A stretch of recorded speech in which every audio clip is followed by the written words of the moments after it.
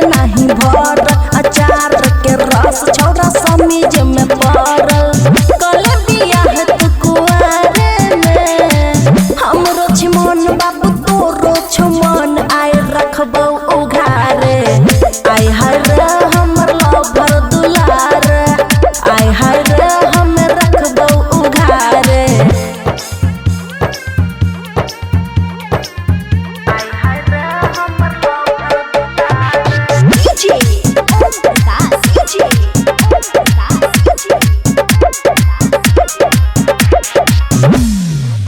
हाँ नुक्का चोरी मिलल जुलल कर छौरा बंद रे नहीं त मिल के गाँव सब देते हमरा दंड रे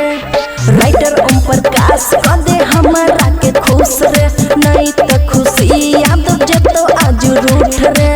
राजू से लगलै मिलार रे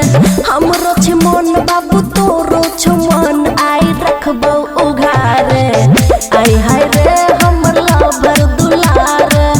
आय हाय रे हम रखबौ उघारे। खुशी रिकॉर्डिंग स्टूडियो बलुआहा।